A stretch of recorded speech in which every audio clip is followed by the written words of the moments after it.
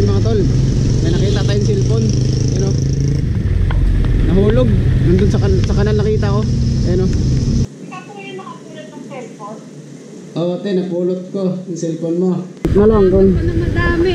pa-check na lang kung maayos pa, kasi nalubog kasi yung trabaho eh. So ayun mga tol, may nakita tayong cellphone, you know, nahulog nandun sa kanal, nakita ko, ayun o, Vivo. So inaantay na lang natin nga tumawag yung may-ari kasi ibabalik natin. Bago pa yun, bago pa. Buti din napasukan ng tubig.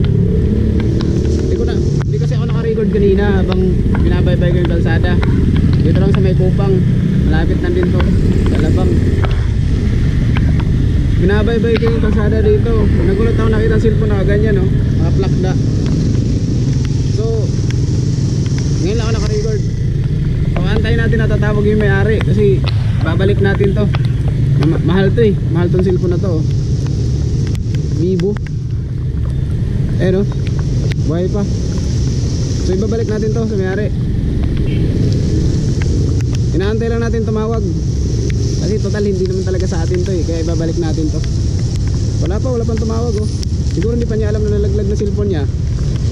Mamaya na niya malalaman to pag maghanap na yun. Asan yung cellphone ko? Mga ganon. So tatawag to mamaya, sasagutin natin, tapos ibabalik natin. Pauwi na sana ako eh, habang gumagapang ako, pauwi na ako kasi ang lakas na ng ulan. Ito, sa kanal nahulog, bug talaga sa tubig, pero hindi siya napasukan ng tubig, oh, buhay na buhay oh. Ang tibay. Tibay talaga pag Vivo eh no.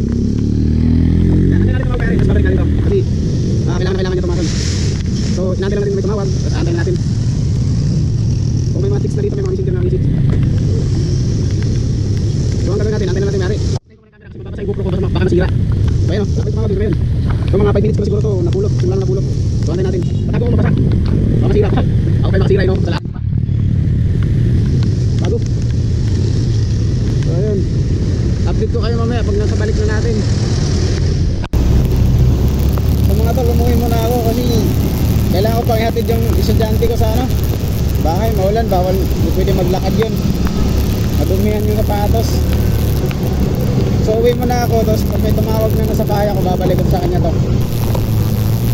Ayun mga tol, may tumawag na. Ayun o, dalawang miss call. Kaso hindi ko na anuhan eh, hindi ko na timingan kasi nasa ilalim ng U-box yung cellphone, kaya mamaya pag tumawag ulit to sasagutin na natin. So abangan natin yung pangatlong tawag. So yung pizza ngayon August 22, alas 6 ng umaga. So abangan natin. Wala na, hindi naman tumawag kanina.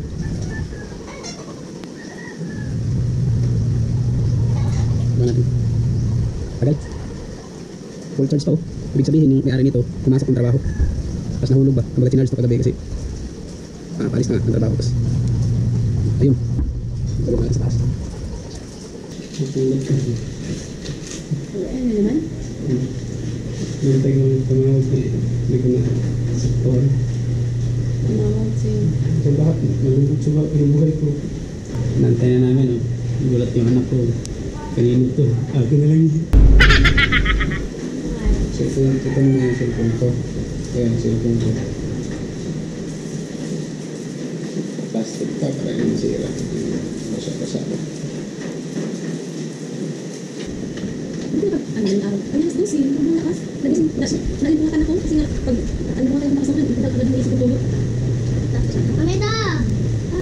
So wala pa ulit na tumawag mga tol. Naantay namin, wala pa rin. So abangan namin ulit kung may tatawag ba.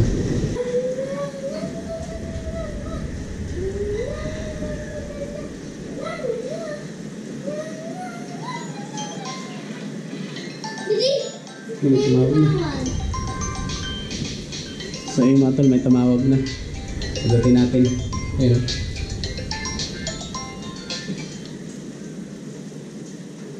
Hello po, te. Hello po, hello. Hello. Ikaw yung nakapulot ng cellphone? Oo, te, napulot ko yung cellphone mo. Cellphone mo to? Ano po, papa ko po yung may-ari. Ah, papa mo. Oo, te, napulot to kanina sa kanal nga na. Pulog to eh, buti nga buhay pa. Saan po kayong banda po? Pwedeng kami na lang po kumuha.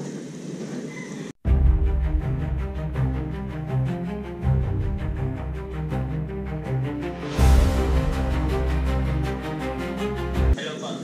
Ito po yung anak ko nung yung cellphone ko na nahulog. Oo, May palit na. Kasi ano? Alam niyo may palit na. hindi ko alam eh. Sa Lianas na lang. Diba Liana? Liana po. Oo, inaabangan ko kasi kayo tumawag kanina eh. Wala naman tawag eh. Umuwi muna ako. Hindi po si Liana na po. So mga tol, tumawag na yung anak ng may-ari. Kumbaga yung papa pala niya daw yung may-ari nito. Tapos tumawag yung papa niya na nawala daw yung cellphone niya kasi kaya tumawag yung anak. Kaya ito na. Open yun. So, ihahatid ko na lang. So ito na. Tumawag na yung may-ari, babalik natin.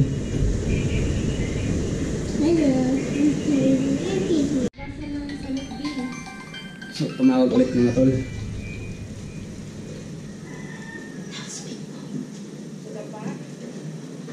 Hello po. Ano na po kami rin, Liana?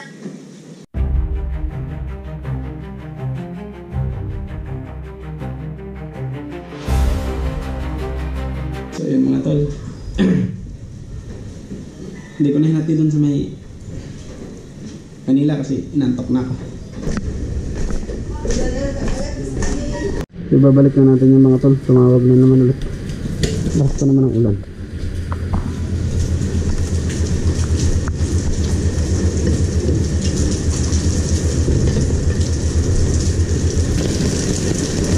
So ibabalik natin yung cellphone na ano. Andun na yung may-ari nag-aantay sa labasan.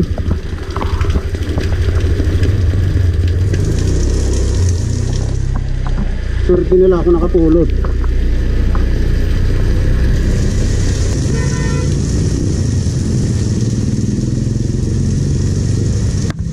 Ito na yata yung may-ari. So puntaan natin. Ito na yata sila nga boss. Kaya ito boss? Oo.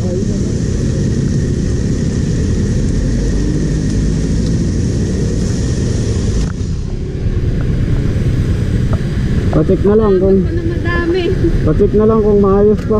Kasi na lubog kasi yan sa bahay. Uy, ano? Okay na yan. Ano ito? Bigas? Okay na to. Okay na yan, may balik ko lang yung cellphone nyo. Pacheck na lang kasi ganyan no. Ganyan siya nahulog. Akala ko nga nabasa yung loob eh. Tapos pagka ano, buhay pala.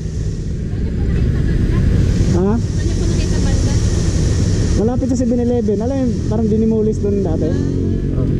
Buti ko naman sagasaan eh. Ito, cellphone to. Pinaano niyo po? Oo. Kasi nakasakay po kasi sa tricycle papa ko. Ah, pumasok ba? Opo. Sabi ko baka pumasok. Puminta ako sa may ano. Bumalik ako sa may Alabang Med. Nagantay ako ng tawag. So walang tumawag. Kailangan pang ihatidan ako eh. So, umuwi muna ako. Tumawag ka. Ikaw yata tumawag eh. Nasa compartment. Wag na sir. Sir, ingat ka sir ha. Okay lang, naka-ano ako. Naka-record ako. Okay lang. Salamat ha. Sir, ingat. So ayun mga tol, naibigay ko na yung cellphone ng papa nila Maman Sir. So nagbigay din pala sila ng konting pasasalamat daw mga tol kasi naibalik daw yung cellphone ng papa nila. Hindi ko sana tatanggapin yung bigas na binigay nila mga tol dahil may bigas pa naman ako doon, isang sako. Napag-isip-isip ko mga tol, kaya tinanggap ko na lang, ibibigay ko na lang to doon sa may nagtatapon ng basura sa amin. Malaking bagay na rin to pag naibigay ko sa kanila. Nag-abot rin sila ng konti, hindi ko sana tatanggapin mga tol. Sabi nila tanggapin ko lang daw kasi konting pasasalamat daw kasi naibalik yung cellphone nila. At saktong-sakto mga tol, sobrang lakas na ulan kagabi, tinumal talaga ako. So, tanggapin ko na lang kasi pagpatsin so well din ako ngayon. At paalala po sa mga commuters dyan, ingatan natin yung mga gamit natin kasi mahirap mawalan. Lalong lalo na kung yung nakapulot, wala ng planong ibalik. Kaya ride safe mga master. Woo!